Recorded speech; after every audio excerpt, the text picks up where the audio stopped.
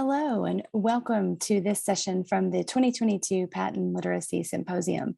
My name is Dr. Polly Trevino, and I'm here today to give you a presentation entitled Strong Roots, Morphological Awareness in Spanish-English Bilinguals. Thank you so much for being here today. I hope that you come away with some information that you can use in your work with specifically with multilingual students. I'm particularly focusing on Spanish-English bilinguals today. I'm a former ESL teacher. I'm here in Texas and have taught in public school in Texas and worked in higher ed in Texas. And so my focus has been Spanish-English bilingual just because of the geographic location that I work in. And so I'm going to focus particularly with Spanish-English bilinguals, but there's a lot of application. So if you are someone who works with students from diverse language backgrounds, which I have done before as well, there are some elements that could apply here. So welcome. So today, as we get started, I want to give you some objectives for our presentation today. I'd like first off, we'll look at the term cross-linguistic and understand cross-linguistic transfer, language transfer, just in case you're new to this field. And then I'll also summarize some key terms as well to start off with, just to make sure that we're all on the same page. And then I'll go into a few slides summarizing the research related to morphological awareness, particularly in Spanish-English emergent bilinguals, although there is a body of research about morphological awareness in English learners or emergent bilinguals from various language backgrounds. I'm focusing specifically on some studies that were of Spanish-English emergent bilinguals. And then we'll finish off with describing some instructional practices for developing morphological awareness in Spanish-English bilinguals. Although a lot of these practices could apply to other language students from other language backgrounds as well. So here are some key terms that we're going to use today in the presentation. The first term is pretty critical. It was in the title, right? Morphological awareness. And that is the ability to reflect upon and manipulate morphemes. So that is the smallest units of meaning in the word. In a word, and basically this ability encompasses being able to sort of build or construct and also understand words, and so construct and deconstruct, and then comprehend those words when you come across them when they are made of multiple morphemes, and using word formation rules in the language or languages that the students are working in. The second term that I'd like to make sure that we understand today is derivational awareness. And derivational awareness is a specific part of morphological awareness. It's awareness of what we call derivational morphemes. And that would be morphemes that include sort of a syntactic role in that they change the part of speech. So as that morpheme is added to other words or roots, it sort of changes the function of the word in the sentence. And so being aware of how that morpheme changes the function, changes the syntactic category or part of speech, whether it makes a noun a verb or makes a verb a noun, and then also the category of morpheme the category of word that the morpheme can be applied to. So there are sometimes restrictions like this, a morpheme can only be applied to a verb and it can make it a noun, something like that. So derivational awareness is awareness of those aspects of the morphology. And then the last term that's on my list here is cognates. And cognates are words that are related to each other. So when the languages are typologically similar, or words have been borrowed into a language from another language, they often end up looking like cognates. But basically, this is going to be very prevalent in words that are typologically similar. They're from the same ancestral root. It's going to be very prevalent in languages that are typologically similar, because the words themselves have come from the same ancestral root. And so they have the same same sort of meaning and patterns across languages. So the patterns could be in pronunciation, it could be spelling, it could be in meaning. And occasionally there's what we call a false cognate. So false cognates would be words that look like they would be cognates. They may look similar in spelling, they may have a similar pronunciation, but when it comes down to the meaning has diverged over time and changed, and therefore the word ends up not being what we think it might be. A good example of that, a classic example, is embarrassed in English and embarazada in Spanish, which means embarazada doesn't mean embarrassed in Spanish, it means pregnant. And so, so that's a classic sort of example. So as we move from those key terms, we want to look at a concept called cross-linguistic transfer. That's what I'm going to call it today. It has a couple of synonyms that you will see in literature. And so I've got those listed there on the slide. Sometimes it's called cross-language transfer. Sometimes it's just called language transfer. Sometimes it's called cross-linguistic influence. And so all of those are kind of, very, very much related to they're talking about the same concept. So if you see those and you're new to this field, then you would know those are talking about the same concept. The concept is that we think about phonological or sound transfer, lexical or word and word part transfer, grammatical, which would be like syntax and word order transfer, or any other influence, any other system where we're going of language, where there's influence from L1 to L2, and sometimes even L2 to L1. There are situations where that might happen. And for example, there is some evidence where a child hasn't had bilingual education and hasn't had Spanish instruction, but has had really high quality English instruction. And then you can sometimes see some transfer back to L1 because they have developed some metalinguistic awareness and other things in English that support their proficiency in L1. So you can see transfer in either direction. And what's not listed here in Hummel's definition is orthographic transfer. So sometimes you can see transfer in writing systems, especially when the same alphabet is used or just similar sound symbol correspondences. So basically, kids and people, we use what we know, right, to learn new things. And so when you know one language, that's your base, that's your foundation. You're going to use that to jump into the second language as it's acquired. And if you're growing up simultaneous bilingual, like many of my or many of our students in Texas are growing up simultaneously in both languages, then there's this interplay between those languages in the bilingual mind. And sometimes we see some different aspects of transfer there. Now, the thing that you would need to think about in terms of transfer is that transfer can sometimes be considered positive, and it sometimes can be considered or classified as negative. Positive transfer would be when you applied something from L1 in L2 and it yielded an appropriate result. It yielded a correct pronunciation or a correct structure for that other language.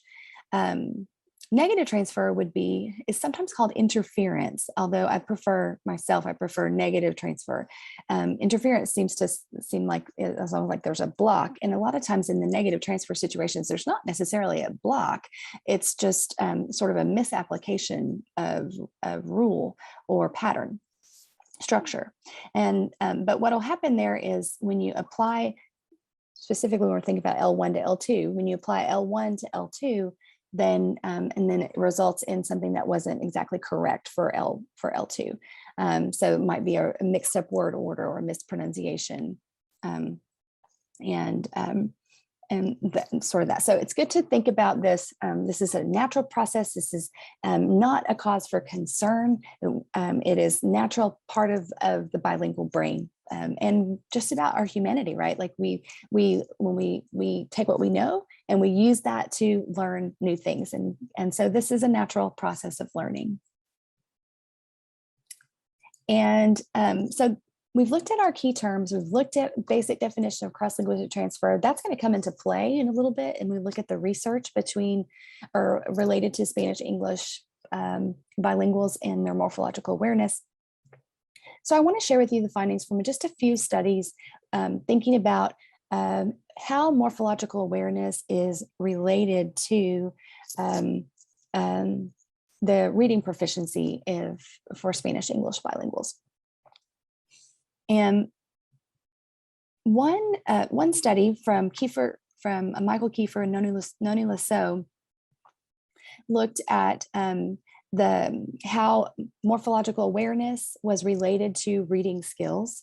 And they specifically looked at 4th and 5th grade emergent bilinguals. And what they found was that morphology or awareness of those word parts was related to reading comprehension in both 4th and 5th grade. And it became more important as the students grew older. So in 4th grade, when students had a greater understanding of morphology, then they had higher reading comprehension scores. So there was sort of this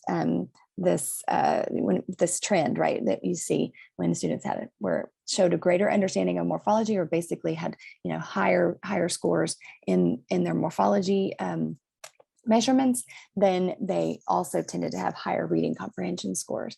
Later in 5th grade, what they noticed was that when students' understanding of morphology was a better predictor of their reading comprehension than just flat out, level of vocabulary knowledge. So that's very interesting, because it sort of seems like it has sort of an added value, being morphologically aware. The other thing they noticed was that this was sort of a reciprocal effect, in that students with larger vocabularies tended to have a greater understanding of morphology, so that morphology seemed to contribute to their vocabulary knowledge, and their vocabulary knowledge also seemed to contribute to their morphology, their morphological awareness. This slide shows another study, also by Kiefer, but this time Kiefer and Box. And what you see here on the bottom of the screen here is a path diagram. And this study, and as well as the next ones we'll be looking at, in this research methodology, what the researchers did was they measure a lot of variables, because they want to understand how all these variables are related in a complex phenomenon like reading in your second language. We want to see, there's so many different possible things that could be related, right? We want to see how they affect reading comprehension, so that we can have an inkling about where should we focus our instructional efforts, right? Because if a certain skill is related to reading comprehension in a positive way, that means that skill affects reading comprehension in a increases, as that skill increases, reading comprehension increases. So if we want to increase our reading comprehension in students, then it makes sense that then we could do that by providing instructional support in those skills that seem to have a positive effect on reading comprehension, right? So what they're trying to understand in these in these studies, is they're trying to understand the relationships among those variables, so that they can see how it all fits together, right? So the way they do that is they measure the variables, and then they construct a statistical model, path models, observed path models, structural equation models, and kind of throw all the variables in the model. And then you sort of see where the correlations are, see where the relationships are. And I won't go into the statistics of it, but you'll see these, because you'll know these kinds of studies when you look at them in journals, because they will have these little boxes with arrows that are their path diagrams. And the benefit of using an approach like this is that you can estimate the measurement error that is involved in measuring all these variables. And that's very valuable, because we can peel off the part that maybe is causing a little flukiness in our samples. And so we can peel that off, and then we can look at what remains and sort of get an estimate of the real true effects there. So it's very valuable to be able to do a model like this. So that's just a little background for you, so you understand what you're looking at here in this model. And so this was these were they tested other variables, or not tested, well, measured. They measured other variables and put other variables in the model. These were the variables that ended up with statistically significant relationships, and so they kind of remain in the model. And so they started off looking at, well, one of the variables they measured was morphological awareness, and they also measured academic vocabulary and word reading fluency and reading comprehension. So each one of these variables got measured, and then they threw them all in the model to see, where the effects are. And what they found out was that with morphological awareness, and this is all in English, so all of these were measured in English, but with morphological awareness, there was a direct effect on reading comprehension. That's the other part of these variables, is that when you specify your model, you can specify whether you think there's a direct effect or an indirect effect. And so when you have a path like this, this is an indirect effect, because you're going through this variable to get to this variable. You see how that works? So this arrow goes straight from this one to this one. Therefore, that is a direct effect. So when you see these diagrams, if you ever see them in journal articles, then you kind of can start to see, okay, this is how I read this, what these arrows mean and these boxes mean. And so they also hypothesized an indirect effect on reading comprehension through academic vocabulary. They also hypothesized an indirect effect through word reading fluency on reading comprehension. But you'll notice that there's no arrow right there going from word reading fluency to reading comprehension. So that relationship was not statistically significant. There was an effect on word reading fluency of morphological awareness, but that effect did not extend into reading comprehension. There was an indirect effect through academic vocabulary on reading comprehension. So there was both direct and indirect effects of morphological awareness on reading comprehension, again, all in English. So what they concluded was that variation or differences among students in their morphological awareness explained differences in vocabulary knowledge, which then explained differences in reading comprehension. So that was an interesting path. So then they said, okay, well, the implication for teaching here is that teaching morphological analysis skills may help emergent bilinguals acquire the vocabulary they need, which is then going to help them comprehend in the complex texts that they're reading. And then Kiefer with Lasso in another study did a similar model. Similar variables were measured, not exactly the same, but very similar, with a similar model. And they looked across different language groups. So this was Spanish English bilinguals. And then in Kiefer and Lasso, they looked at Spanish English bilinguals and two other languages that are failing me now. Vietnamese was one of them. And then also compared to native English speakers. And this was a similar model. These results were kind of similar there. So in that, what were the paths and indirect and direct effects? So that's interesting, because we can see that morphological awareness helps extend vocabulary knowledge, which then extends reading comprehension, and also has a small direct effect on reading comprehension.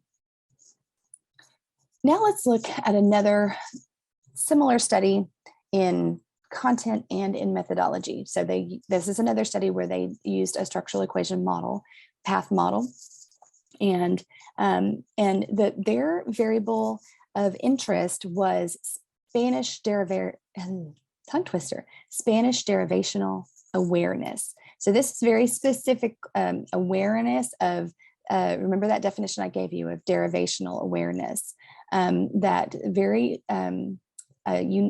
specific part of morphology and language specific. So Spanish, and also awareness of the derivational morphemes in Spanish.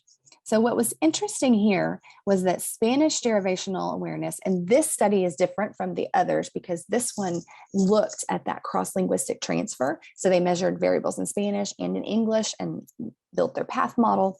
And then so what they ended up with was that Spanish derivational awareness was positively related to English word reading. So that means as derivational awareness in Spanish increased, then English word reading increased. And then they also noticed that Spanish derivational awareness was related to English cognate vocabulary. Cognate, remember, words that are very similar in both languages. And but they also had a measure for non-cognate English vocabulary. So they measured some vocabulary knowledge of words that were not cognates in the two language. And that Spanish derivational awareness did not really help, did not have a relationship, a statistically significant relationship with the non-cognate words, but it did with English cognates.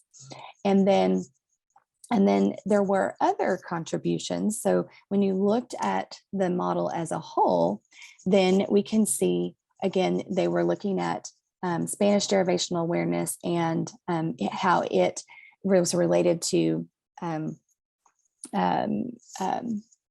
intermediate variables there, the English cognate vocabulary and English morphological awareness, and then look to see, how those related to English reading comprehension.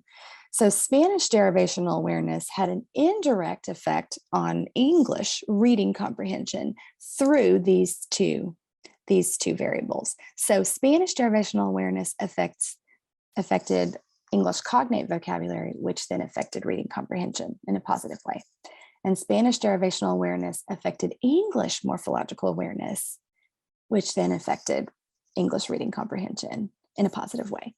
So that's really a fascinating finding to me, that really gives us a lot of support for making sure that we are making those cross-linguistic connections in morphology for our Spanish-English bilinguals. So when we look at the conclusions, this was Ramirez and colleagues. So both of the studies that kind of had similar findings here were by Ramirez and colleagues. And so one of the conclusions for this one was that knowledge of cognates facilitates transfer of Spanish derivational awareness to English vocabulary and English reading comprehension. And that's really fascinating. That gives us more support for developing these skills with our students. So let's look at some practices for doing that. Okay, so we've looked at our overview of some of the terms we need. We've looked at some research findings and thinking about our what we can know about morphological awareness in Spanish-English bilinguals. And what we see from those findings is that morphological awareness positively affects English reading comprehension. And it does so through vocabulary variables and through morphological, through cognates and all of those components of comprehension. And so what that means then is that we can then move forward and think, okay, now how can we amplify the instruction that we're giving our students and really enriching their morphological understanding? And this is my favorite part because I am a lifelong sort of lover of morphology. It's one of my favorite topics for language. Although if you know me, you know I love all aspects of language. But morphology has a place in my heart just because that's why I've picked this puzzle icon here on the slide. And because I do view morphology as kind of a puzzle, and it's figuring out how all those puzzle pieces fit together. All those morphemes are a little part and they fit together to make a whole. And it's such a wonderful system that languages have to be able to build words in infinite ways. And so it's fascinating to me, and to think about how we can use our knowledge there to sort of unlock meaning is really, really fascinating to me. So let's take a look at some principles first. We're going to look at some principles for morphology instruction, and then one of our third objective today was that you would be able to explain 3 instructional practices. So I've worded that, somewhat vaguely in terms of instructional practices. So you can think about this in terms of principles, like how, okay, what are some principles that I should follow in my morphology instruction? Or you could think of it in terms of specific strategies. So I've got some different little strategies embedded throughout as we're talking about these principles, and then a few at the end to sort of wrap up. So you can see the researchers who study this area, right? They have, you see their names a lot, right? So these are principles that were recommended by Kiefer and Lasso, and then also in Lasso et al., or Lasso and colleagues. So principle one is that we should teach morphology in the context of rich, explicit vocabulary instruction. So we're going to look at how we could do that. Principle two is we want to teach students to use morphology as a cognitive strategy, like to be very deliberate about using it by giving them explicit steps they can follow. Principle three is we want to make sure that we're teaching the underlying knowledge that they need to be able to do this, to be able to really profit from the morphemes. So we want to teach that underlying knowledge both explicitly and also in context so that it's meaningful. And then finally, this principle. So the first three principles could apply to emergent bilinguals from any language background. Principle four is specific for Spanish English, but could be applied to other emergent bilinguals from other language backgrounds that have a typologically similar language or similar origin. So like I'm thinking if we have any of our friends who are working in French English immersion in Canada, if you're here with us today, then this could apply probably to you too as well, working with French and English because of the common shared history. So for students with developed knowledge of Spanish, and that's key, with developed knowledge of Spanish. So if they haven't really been educated in their L1, it might be more difficult for them to profit from this kind of instruction.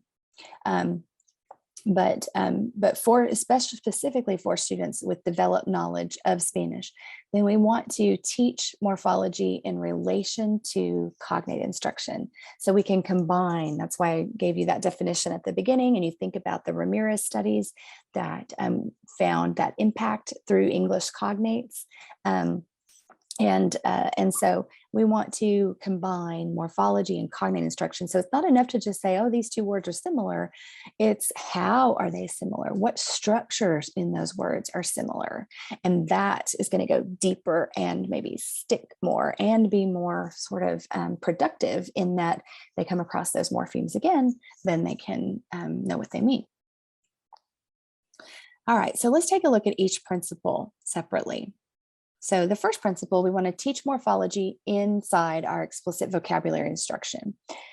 So hopefully you have a routine for introducing new words explicitly. If you don't, I'm going to show you one on the next slide very briefly. I won't do a demonstration or anything, but I'll give you, I'll point you to some resources in my references where you can see some of those demonstrations. So basically you want to make sure you're making morphology a part of your routine for introducing new words. So when you're teaching those new words explicitly, break them down by their structure, model some structural analysis, talk about the roots and the prefixes and the suffixes or the Greek combining forms or the Anglo-Saxon base words, and talk about that. Make sure that that is part of what you are introducing. So for example, if you were introducing the word equivalent, if I were going to introduce that one, I would, when I talk about the word in my explicit vocabulary routine, I'm going to note that and explain how there are some Latin roots in this word. So we have equus, meaning equal, and we have valere, meaning to be well or be worth. And then we have the adjective suffix ent there. And so then we can think about how the meaning of the word equivalent means of like equal value, right? Or equal amount. And so Valeri, to be worth, that's value, right? So we're also going to draw connections to other words with the same morpheme so we can amplify the impact of this one word. So, and also help it stick because we store words in connection with other words in the brain. So, so I would note, hey, class, equal, that word. What does that mean, right? And then maybe they know equality. Maybe they know, maybe they know other words from the Valeri root, which would be value, valuable, and even valiant, being very brave, because part of that extended meaning of Valeri, be well, be worth, be strong.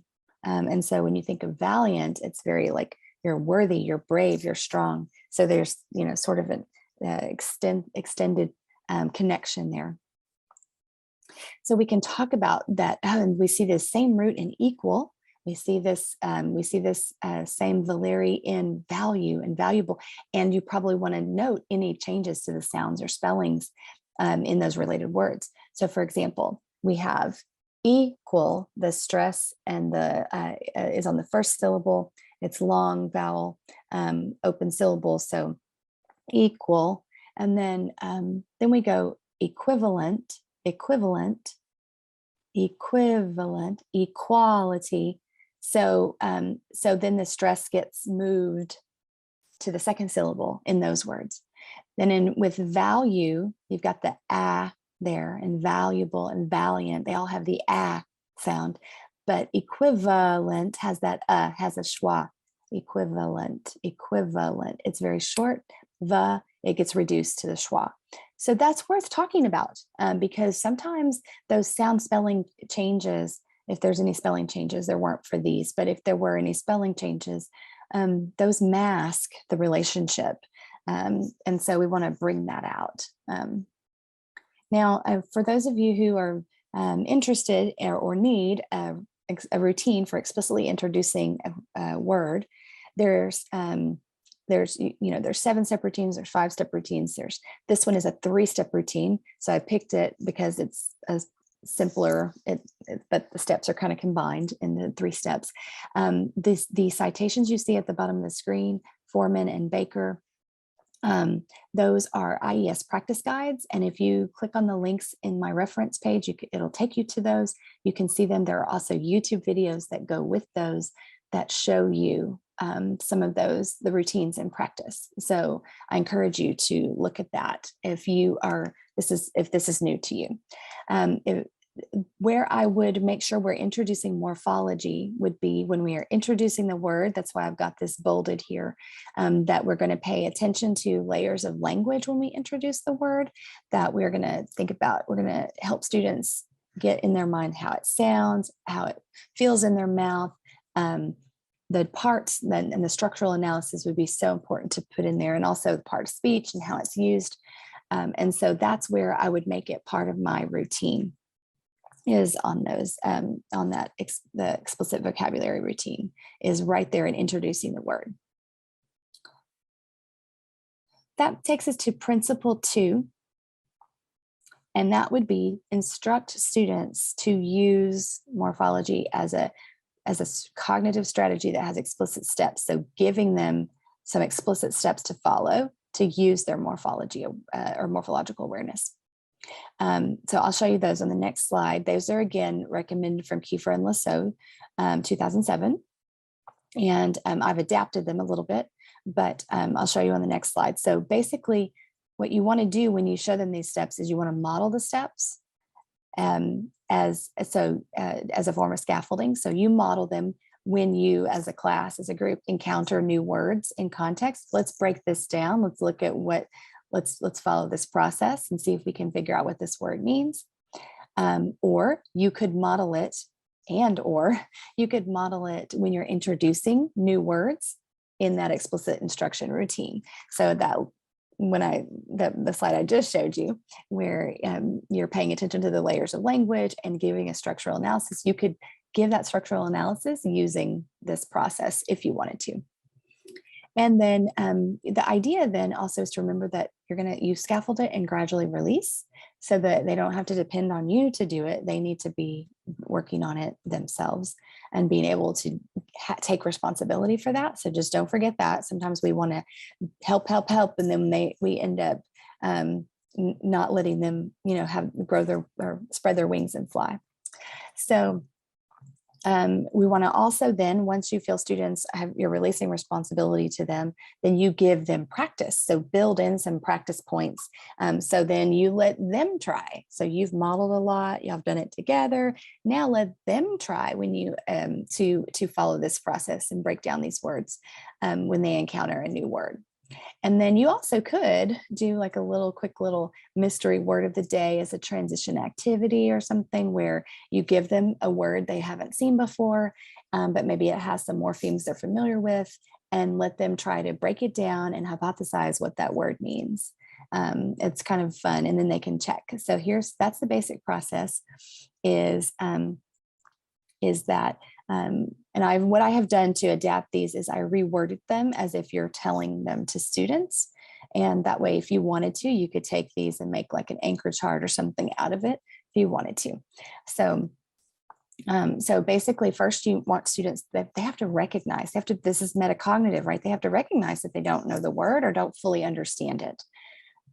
Because if they don't recognize it, how can they put a strategy into place, right? So first we have to help them, okay, when you're monitoring your comprehension, is there a specific word that is sort of stopping you from understanding? Is there a word you get to and you think, I don't know what that means? All right, so then the next thing to do is to look for morphemes that you recognize.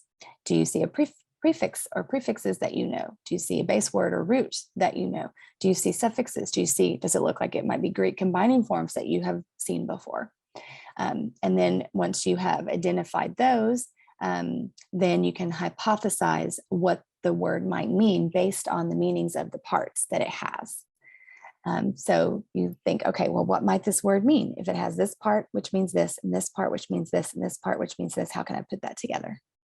And then they can try that out in context. So then you teach them to go back and try to put that meaning in, substitute that meaning for the word, and see if that makes sense. So that's the 4-step process. Now step 2 may be a little difficult. Looking for the morphemes that you know may be difficult if it's more opaque because there's been a sound or spelling change there. So like the word inscribe versus inscription, they're related, right? So inscribe is the verb to write inside something. And then inscription is sort of the act of writing inside, or the thing that has been written inside, the words that have been written inside. And but we have a change in vowel sound, scribe, vowel consonant E syllable, to inscript with closed syllable. And then you've got the change from voiced B to unvoiced P there. And that can obscure the fact that those two are related from the same root. The same thing can be from vision and supervisor. They both have the root vis, meaning to see, and vis becomes vision, and visor. So one is j and one is z. One is short vowel I and the other is long vowel I. So that can obscure the fact that those two are related. Vision is sort of the act of seeing, and supervisor is to oversee, like to see or above, be higher, super. Okay. So one who sees above or looks over. All right. So your supervisor literally is someone who looks over you, right? So, all right. So that is, just be aware of that and be teaching students strategies to sort of flex the vowel or flex the, look for sounds that are similar, such as b, p there, right there. So they can compare and look for those things. That brings us to principle 3. And principle 3 is that we're going to teach that underlying morphology knowledge that they need to know to be able to put this into practice, but teach it explicitly and in context. So explicit teaching would be actually, teaching them, this is the prefix, this is what it means. Here's some examples. Let's break it down. Here's some words. Let's break them down. Now that we know what this prefix means, giving them very explicit practice and instructions in that. And then teaching in context would be when you come across a word, then breaking it down and modeling that process, and maybe adding the word parts that you have seen onto their own little dictionary, or onto a word wall, a morpheme wall, or something like that. So the knowledge that students need to be able to put this in place, they need prefixes and suffixes. They need root words and combining forms, like Greek combining forms, and they need to understand derivation and how, when you add some of those parts, it changes what the word can do. And so it changes the word's role in the sentence. If it moves from a noun, or if it moves from a verb to a noun, before it would have been the action in the sentence, but now it's going to be a noun, sort of like establish versus establishment. Then if it's going to be a noun, it can be the subject of the sentence, it can be the object of the preposition, it can be the direct object, or so it can do different things after it becomes a derived form through the addition of suffixes. All right, so here's some examples of, when content words come up. So across your content areas, we would want to see this morphological awareness happening, or being taught, being modeled. So when you come across things like aqueduct in history, then you can think about aqua and duct. Aqua, water, duct, to lead, and think about how that relates to the concept of an aqueduct. And that's the cool thing, is that when you break these words down, you're actually getting to the root of the meaning, and that can actually help get your content colleagues on board. If you're not one who teaches math, science, social studies, all of those things, doing this, paying attention to these aspects of vocabulary, can support concept knowledge as well. Because if you understand the parts of aqueduct, then you relate those to what an aqueduct is, then you know what an aqueduct is, and then you can use that in your history knowledge. So if we were reading just an expository text about farming, and maybe the word tractor comes up, and tractor is a pretty basic word, but it has that root tract, pull, and we can talk about it, how a tractor, because now you've got the context of this tractor in this farming text, and the tractor is pulling something, and or it's doing work, right? And so then you have context for meaning, for remembering that. Nym meaning name, for synonym and antonym, when you got these concepts with repeated word parts, and what all that means. So these are opportunities. So we just want to see the content around us, and it's filled with opportunities to do these things. That brings us to principle 4, which is for our Spanish English emergent bilinguals. We're going to teach morphology in relation to cognates. So remember that morphology can be a source of positive cross-linguistic transfer. We saw that in the Ramirez studies.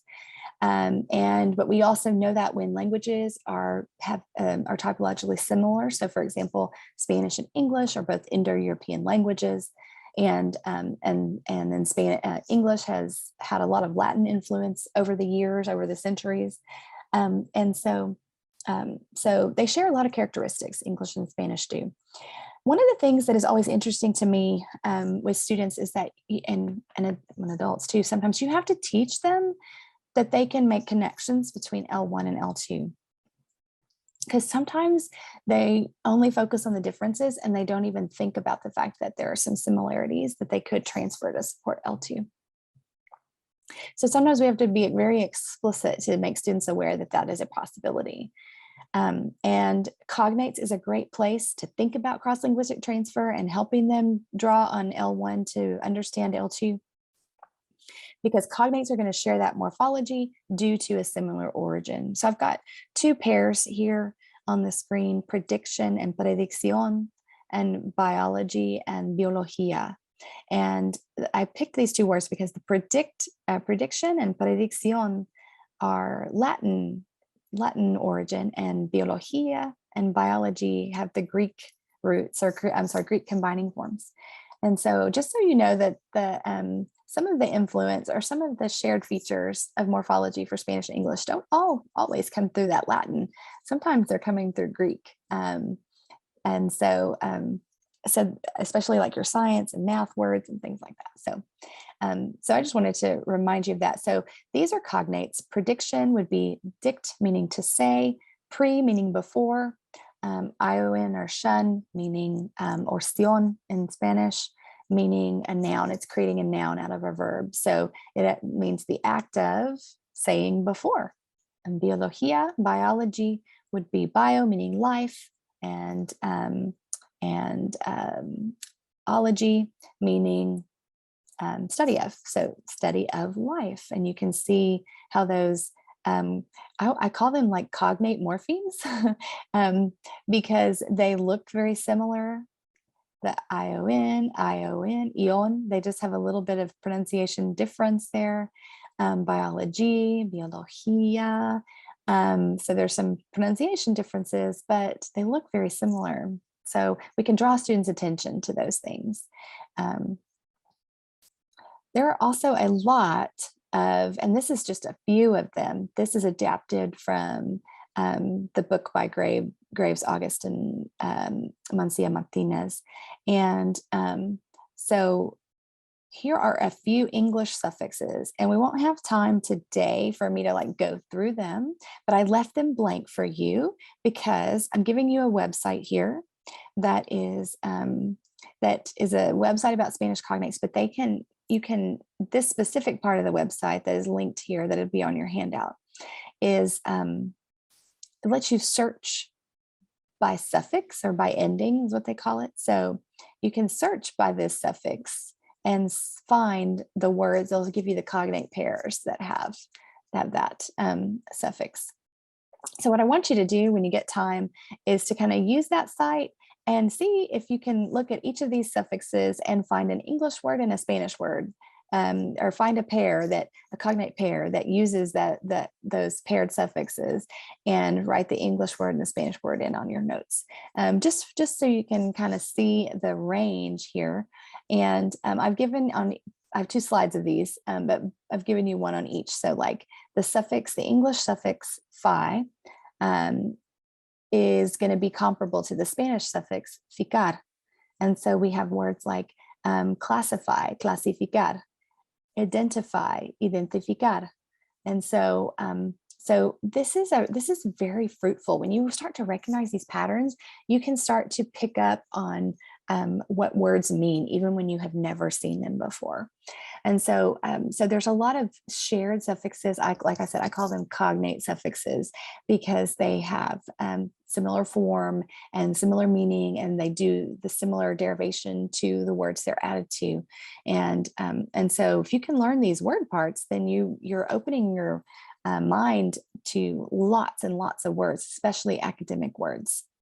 So I'll show you this. Here's some more Spanish English shared suffixes, and like ity and edad are kind of parallel.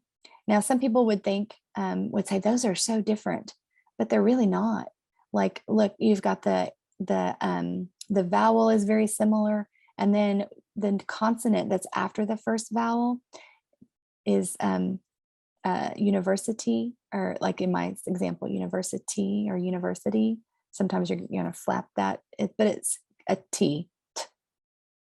And look, it's the consonant after the vowel on the Spanish side is also on the ridge, the.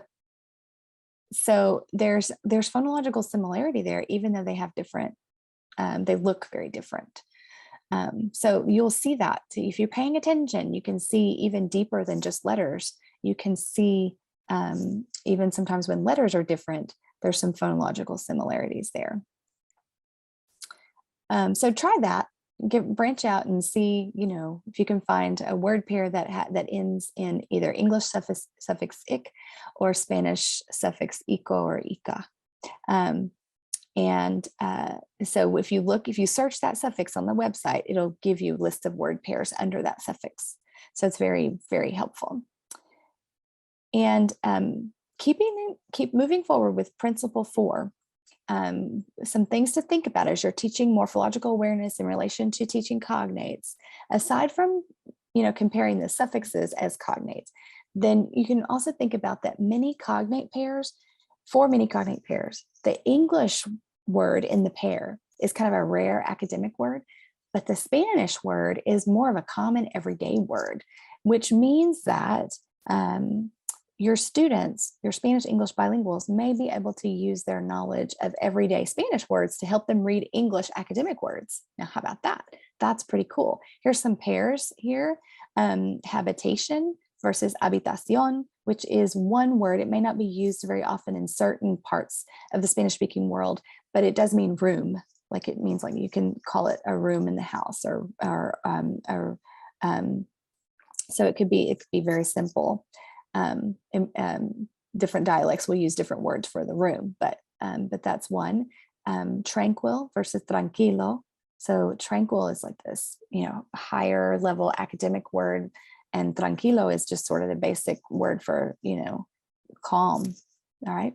And then valiant versus valiente. So valiant is more academic, but valiente is just the word for brave, right? So English has those layers, basic, more Anglo-Saxon type words, and then a layer of Latin, more academic words on top, French, Latin. And so very often those basic Spanish words will correspond to that French, Latin layer in English. When you're teaching the cognate pairs and noting how things are cognates, you want to draw attention to the morphology of the pair. Name those prefixes, identify the roots, identify the suffixes, talk about how each part is doing something to form the meaning of that word. What part of the puzzle is it playing? And if it's got Greek combining forms, then you want to teach those as well and show how they're kind of like little compound words. And now this strategy, just as a caution, this strategy is going to work best when biliteracy has developed or is being developed. So it's going to work best with older emergent bilinguals who are literate in L1, whether they're Spanish speakers learning English or English speakers learning Spanish, like maybe in like a high school foreign language class. And then it will also do, if you have your emergent bilinguals who are in dual language and bilingual education and they've had support in both languages, then they will be able, and they're developing literacy in both languages, they'll be better able to profit from this morphology awareness if the first language is more developed, or whichever one if they're simultaneous bilinguals, that they are developing both languages. And then I've got a couple of little strategies to support your work in especially this idea of cognate instruction and morphology instruction combined in Spanish-English bilinguals. So I want you to think about, you're familiar with semantic maps and word maps. And I want you to think about making some of those bilingual as a form of sort of translanguaging, but also like thinking about how to connect all of those aspects of word knowledge with your students. So here's one where I've got a common suffix. So basically we've got the common suffix here and some different examples in English with that suffix, examples in Spanish with that suffix, and basically some hints about, okay, now what we would want to do is we'd want to also, as we are making this map with students, either they're brainstorming words or you're giving them these words and they're classifying them, that you want to discuss how these words are derived from adjectives like curious versus curiosity, and various and variety, and then how they're, and then we've got curiosidad and variedad, and to talk about how in each language they're derived from adjectives. You can talk about the spelling differences. For example, possibility has a double S versus posibilidad only has one S. And so those orthographic differences can be brought up too to help with spelling and word recognition. And you may want to talk about pronunciation differences and similarities in the derived forms. So we could say curiosity versus curious versus curiosity, stress change and vowel change. And then you can think about curioso versus curiosidad, right? So think about how those sound and get those related in the students' minds. And then you could even, I don't have it here because I didn't want to clutter it up too much, but you could even have students draw arrows to the cognates, right? Reality to realidad. And really, again, help them map that out. There's so many different little connections that you can make there. Here's another one that's another sort of bilingual word map. And this one is based on a Latin root. So I put the Latin root scribere there in means to write. And here are the English words with this aqua and the Spanish words in red. So is often used in dual programs where you color code the words. So you could do that if you want to, or have them color them, or whatever, whatever you want to do. But I was just thinking in this, when I created this, it's thinking about, okay, these are all words in my bilingual lexicon, right? That all have to do with the same Latin root. And here it is connected in a visual way so we can see. And we may, again, want to draw arrows to the cognates. So if you've got description over here and descripción over here, we can describe and describir. Maybe you want to draw arrows or maybe change your positioning so that they're kind of close to each other. There's, whatever modification you'd like that you think would work. The idea is that we've got this all on one page. So it's not just an English map, and then now we're going to do a Spanish map. This is modeling sort of what's in that bilingual mind, right? So here we want to discuss those related meanings and break those words apart, put them back together, talk about how each part helps in the meaning, note the cognates. You may have to they may be able to brainstorm some of these words. You may have to give them some of these words, note the sound and or spelling changes to help with word recognition, and also connecting those morphemes. And so they may not have ever thought about how escritorio is close to escribir and how that is related to describir, and how that's related to describe and scribble in English, right? And then one last graphic organizer for bilingual morphemes. This would be an adaptation of that Foursquare that I'm sure you've seen before. Here, instead of a whole word in the middle of the Foursquare, we've got the suffixes, and we got the Spanish suffix and the English suffix. And using this, as you can make these as little flashcards if you wanted to, put them on a ring and have them do review, or have them put them in a morpheme or vocabulary binder, notebook, whatever fits in your routine instructional practices.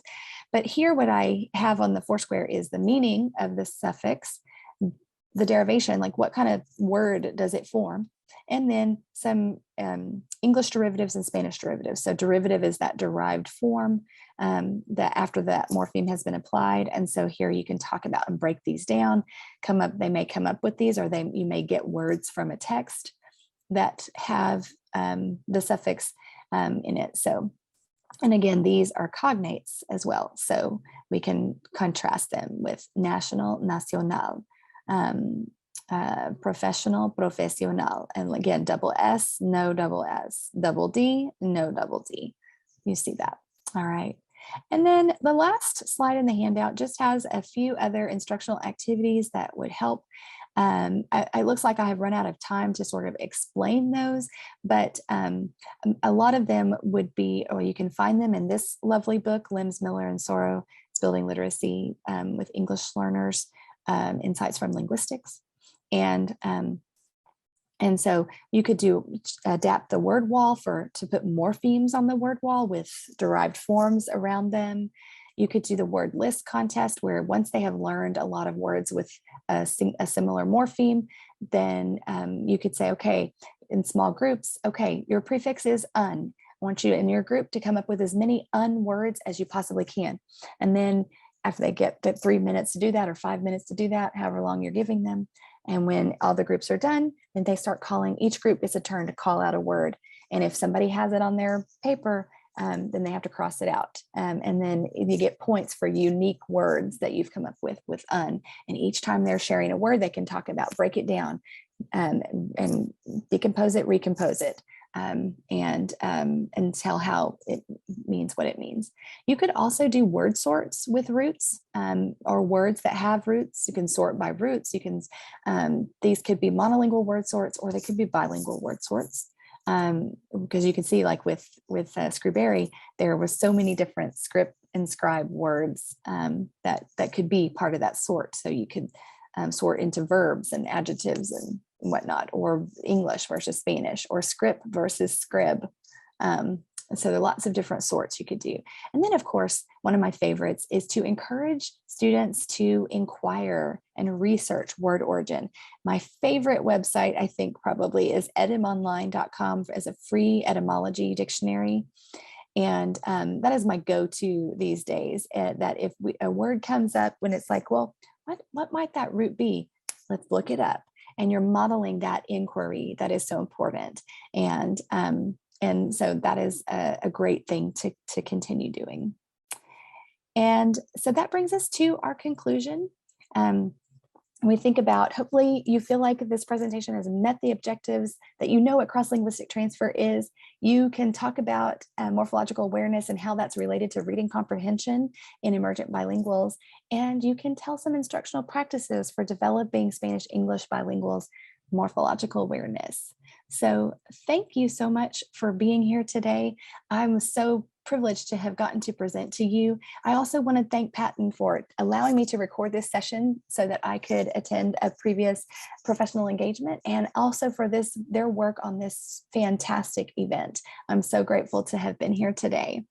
You will see my references in the handout, and hopefully you'll check out some of those. They are a great help about morphological awareness for emergent bilinguals. Hope you have a wonderful day.